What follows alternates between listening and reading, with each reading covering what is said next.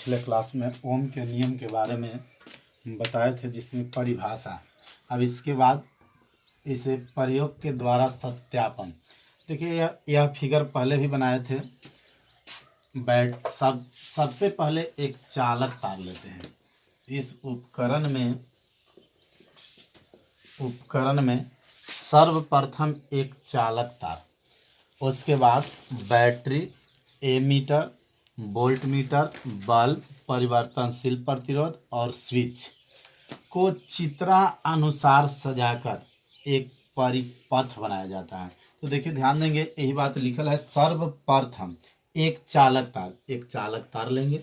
इस चालक तार के बाद इसमें बैटरी, उसके बाद एमीटर, इसके बाद क्या है वोल्ट मीटर, और इसके बाद है बल्ब, उसके बाद परिवर्तनशील प्रतिरोध, स्विच को चित्रानुसार सजाकर एक परिपथ बनाया जाता है, जिसमें ए मीटर यहाँ है, ए मीटर को श्रेणी क्रम में, ए मीटर यहाँ पर है, ए मीटर यहाँ श्रेणी क्रम में है, ए मीटर को श्रेणी क्रम में, और वोल्ट मीटर को समानांतर क्रम इस है, ये आपका वोल्ट मीटर है, समानांतर क्रम में जोड़ा जाता है।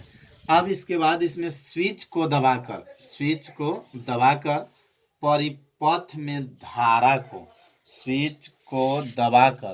धारा को प्रवाहित किया जाता है, जिसमें ए मीटर से धारा का मान, इस ए मीटर से धारा का मान ज्ञात किया जाता है, ए मीटर से धारा का मान तथा वोल्ट मीटर से विभवांतर का मान, वोल्ट मीटर यहाँ है, इससे विभवांतर का मान मतलब भी का मान ज्ञात किया जाता है। वोल्ट मीटर से विभवांतर का मान ज्ञात किया जाता है, जिसमें परिवर्तनशील प्रतिरोध, ध्यान देंगे परिवर्तनशील प्रतिरोध यहाँ है। इसे स्लाइड पर आगे पीछे या ऊपर नीचे, यहाँ समझेंगे, इसको आगे करें या पीछे करें या ऊपर या कहाँ ले जाएं, नीचे। फिर से देखेंगे, परिवर्तनशील प्रतिरोध को आगे या पीछे या ऊपर या नीचे खिसकाकर प्रयोग को बार बार दोहराया जाता है, जिसमें धारा के मान को आधा करने पर विभवांतर का मान भी क्या हो जाता है, आधा हो जाता है, जबकि धारा के मान को दुगना करने पर विभवांतर का मान भी दुगना हो जाता है। इससे यह निष्कर्ष निकलता है कि प्रवाहित धारा का मान विभवांतर का समानुपाती होता है, अर्थात भी समानुपाती आई। अब ऐसे स्थिति में धारा को x अक्ष पर और विभवांतर को y अक्ष पर रखकर एक ग्राफ खींचा जाता है, तो एक सीधा रेखा की प्राप्ति होती है, जो ओम के नियम को सत्यापित करता है। अब इसको पहले समझेंगे किस रूप में। जो इस फिगर को समझ लेगा यह सब अपने से लिख देंगे, क्योंकि सबसे पहले इस उपकरण को बनाने के लिए चालक तार की आवश्यकता है, तो चालक तार बोलेंगे। अब इस चालक तार के बाद यहाँ से चलेंगे बैटरी के बाद क्या है ए मीटर के बाद क्या है वोल्ट मीटर के बाद है बल्ब, उसके बाद है परिवर्तनशील प्रतिरोध, स्विच को चित्रानुसार सजाकर एक परिपथ बनाया जाता है। अब इसके बाद इसमें बोलेंगे ए मीटर को श्रेणी क्रम में, वोल्ट मीटर को समानांतर क्रम में, वोल्ट मीटर को कौन क्रम में, समानांतर क्रम में। ध्यान देंगे, ए मीटर से धारा का मान ज्ञात करेंगे और वोल्ट मीटर से विभवांतर का मान। ऐसे स्थिति में इस परिवर्तनशील प्रतिरोध को स्लाइड पर आगे पीछे, चाहे तो इधर ले जाएं या ऊपर नीचे खिसकाकर प्रयोग को बार बार दोहराया जाता है, इस प्रयोग को हम लोग बार बार दोहराएंगे। तो ऐसे स्थिति में पाया जाता है कि धारा के मान को आधा करने पर विभवांतर का मान भी आधा हो जाता है, जबकि धारा का मान अगर दुगना करते हैं तो विभवांतर का मान भी क्या हो जाता है, दुगना हो जाता है। तो इससे यह निष्कर्ष निकलता है कि इसमें प्रवाहित धारा का मान जो है विभवांतर का समानुपाती होता है, जहाँ भी समानुपाती क्या लिखते हैं, आई। ये लिखल है कि निकलता है कि धारा का मान विभवांतर का समानुपाती होता है, अर्थात भी समानुपाती आई। अब जब यहाँ पर आ जाएंगे तो ऐसे स्थिति में दो वर्ड निकला, एक धारा और एक क्या, विभवांतर। तो धारा को हम लोग एक्स अक्ष पर रखेंगे और विभवांतर को वाई अक्ष पर रखकर एक ग्राफ खींचा जाता है। तो एक सीधा रेखा की प्राप्ति होती है जो ओम के नियम को क्या करता है, सत्यापित करता है। अब इसका फिगर भी होगा, क्या बोले कि धारा को एक्स अक्ष पर, तो ध्यान देंगे इस तरह से बनाएंगे। ग्राफ के लिए अक्ष की जरूरत होती है, तो इसको हम लोग मान लेंगे एक्स अक्ष, तो इसको कहेंगे वाई अक्ष। अब देखेंगे धारा को एक्स अक्ष पर, तो ये धारा है इस पर, जिसको हम लोग आई से दर्शाएंगे। ये हो जाएगा विभवांतर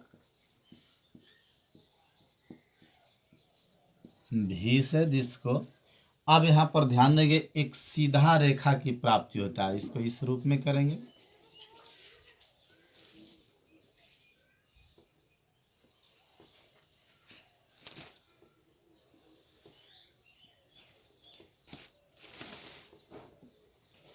अब यहाँ पर लिखल है कि ऐसे स्थिति में धारा को एक्स अक्ष पर तथा विभवांतर को वाई अक्ष पर रखकर एक ग्राफ खींचा जाता है, तो एक सीधा रेखा की प्राप्ति होती है जो ओम के नियम को सत्यापित करता है। इसका फिगर ये होगा, धारा को एक्स अक्ष पर, विभवांतर को वाई अक्ष पर रख कर एक ग्राफ खींचे तो एक सीधा रेखा की प्राप्ति हुई। यही हुआ ओम का नियम का सत्यापन। फिर से लास्ट अंतिम बार है, समझ लें, उसके बाद इसको नोट कर लेंगे। प्रतिरोध, अगला टॉपिक है प्रतिरोध। ध्यान देंगे प्रतिरोध क्या है। प्रतिरोध का मतलब होता है रुकावट। प्रतिरोध का अर्थ होता है रुकावट। अब समझेंगे रुकावट बोलता है, प्रतिरोध का अर्थ होता है रुकावट। रुकावट का मतलब अस्थाई या स्थिर जिसको बोलते हैं, जिसकी पहचान जितना ही अधिक होता है उसका रुकावट उतना अधिक होता है। जैसे हम समझेंगे एक व्यक्ति जो जो पागल हो, उसको लोग नहीं पहचानते हैं तो उसकी रुकावट कम होती है। लेकिन एक अच्छे व्यक्ति जिसको सभी जगह पहचान हो, उसका रुकावट क्या होता है, बढ़ता है। इसी प्रकार इसका प्रतिरोध का अर्थ होता है कि इसकी पहचान ज़्यादा है, इसलिए इसका रुकावट अधिक होता है। प्रतिरोध समझेंगे, प्रतिरोध का अर्थ बताए रुकावट। रुकावट क्या होगा कि जब कोई चालक तार ली और इस तार में जब धारा को प्रवाहित करेंगे तो इसमें जो रुकावट उत्पन्न होगा, इसी रुकावट को हम लोग प्रतिरोध कहेंगे। फिर से समझेंगे, प्रतिरोध का अर्थ होता है रुकावट। अब एक हम चालक तार लिए और इस तार में धारा को प्रवाहित करें, धारा प्रवाहित करने पर इसमें जो रुकावट उत्पन्न होगा उसी को क्या कहेंगे, प्रतिरोध। तो देखिए परिभाषा निकला प्रतिरोध का कि किसी चालक तार में, किसी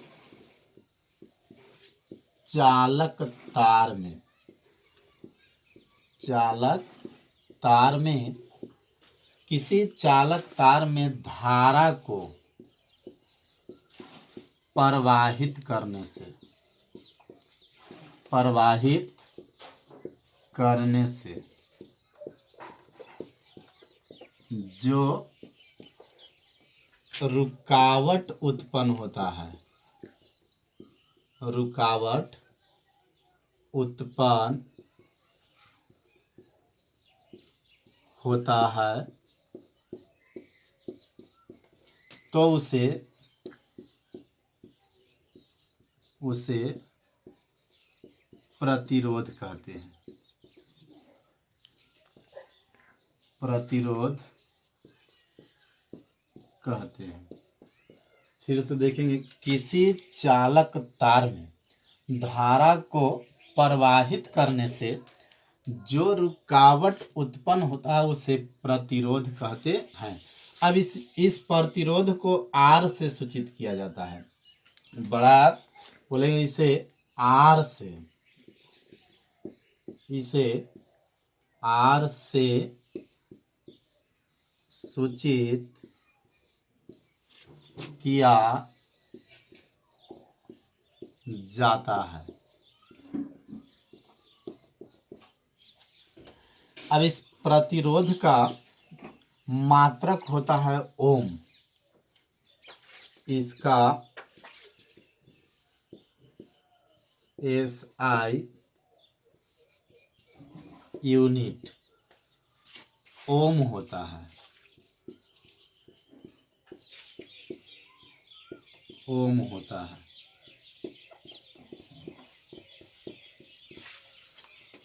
ओम होता है, इसका सिंबल में ओम को इस रूप में दर्शाते हैं, शिवलिंग जिसको बोलेंगे ऐसे। अभी पढ़े, इसे R से सूचित किया जाता है, इसका SI यूनिट ओम होता है, ओम का सिंबल शिवलिंग के रूप में होता है। अब आगे ध्यान देंगे, ओम इसका फार्मूला के अगर रूप में बात करें तो अभी ओम का नियम में पढ़े हैं कि ओम के नियम में भी समानुपाती I होता है, और समानुपाती हटाने के लिए R का, तब V बराबर I इंटू R। तो R बराबर क्या हुआ, R बराबर हो गया V बट्टा I। V ये आपका इसका फार्मूला ये भी हो सकता है, R बराबर V बट्टा I। अब इस V बट्टा I का SI यूनिट देखेंगे और बीमा किस रूप में निकालेंगे।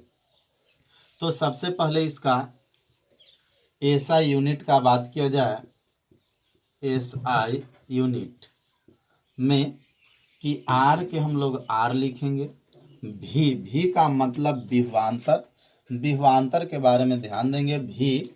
V बराबर बताए थे W बट्टा Q, W बट्टा Q, जिसको W को कार्य को बोलते हैं जूल, आवेश का हुआ कूलम, तब जूल बट्टा कूलम, कूलम, और धारा का होता है एम्पियर, A से दर्शाएंगे।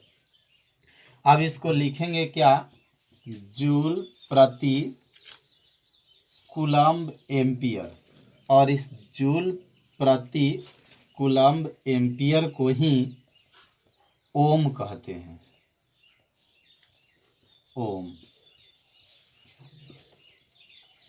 अब इसका बात फिर से समझे, SI यूनिट में बताएं कि R बराबर फार्मूला होता है V बटा I। तो V का मतलब होता है विभवांतर या विभव, तो विभवांतर का फार्मूला V बराबर बताए थे W बटा Q, जहाँ W का SI यूनिट जूल, आवेश का हुआ कूलम, तो जूल बटा कूलम। तो यहाँ लिखेंगे जूल बटा कूलम, धारा के लिए एम्पियर, तो A, तो जूल बटा C कूलम्ब गुने एम्पियर, इसको बोलेंगे जूल प्रति कूलम्ब एम्पियर। या इसको एक और बात बताए थे कि विभव विभवांतर का होता है वोल्ट, तो R का R ऐसे भी लिख सकते हैं, जूल प्रति, इसका होता है वोल्ट और इसका होता है एम्पियर A, तब वोल्ट प्रति एम्पियर बराबर क्या होगा, ओम, ओम। ऐसे भी बोल सकते हैं कि प्रतिरोध का मात्रक वोल्ट बटा एम्पियर, जिसको क्या कहेंगे, ओम, या जूल प्रति कूलम्ब एम्पियर बराबर ओम। अब इसका ध्यान देंगे बीमा, डायमेंशन, डायमेंशन।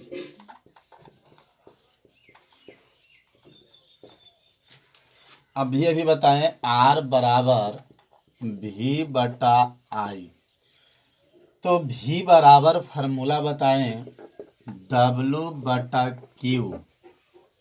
अब W बराबर होता है F इंटू एस बटा Q, तो बल का विमा होता है mL/10⁻², और विस्थापन L बट्टा आवेश का होता है AT। तो नीचे प्लस में तो ऊपर क्या हो जाएगा माइनस, तो m L एक का एक 2 L⁻², T⁻², A के पावर -1, T⁻⁻1। अब ध्यान देंगे m के m लिखेंगे, L 2 और T 2 और 1 3 और A के पावर -1।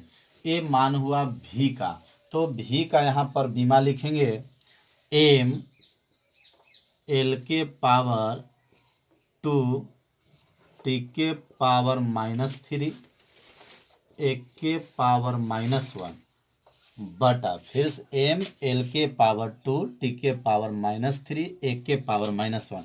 धारा I का बीमा होता है A, धारा का A, तो A लिख दिए, नीचे प्लस में तो ऊपर क्या हो जाएगा माइनस, m L के पावर 2, T⁻⁻3, 1 के पावर -1 गुने -1, गुना में पावर जुड़ता है 1 और 1 2, इसको हम लिखेंगे m L के पावर 2, T⁻⁻3, 1 के पावर -2।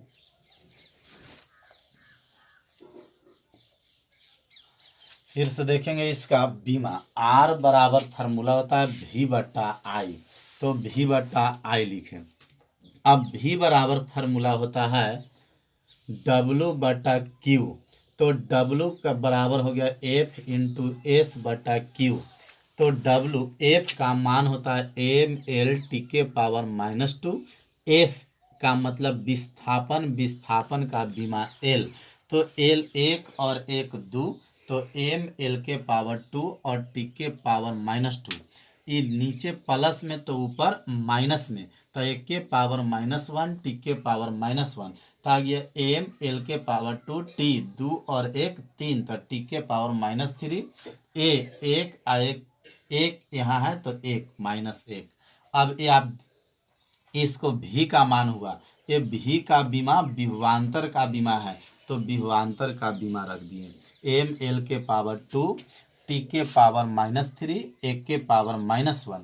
अब बटा धारा का बताए थे A, तो A रख दिए, नीचे प्लस है तो ऊपर क्या होगा माइनस, तो m L के पावर 2, T के पावर -3, 1 के पावर, अब -1 और 1 जोड़ेंगे तो कितना होगा 2, तो इसलिए 1 के पावर -2 हो गया। यही हुआ प्रतिरोध का बीमा और एसआई यूनिट, और यह प्रतिरोध का परिभाषा। अब अगला टॉपिक ध्यान देंगे।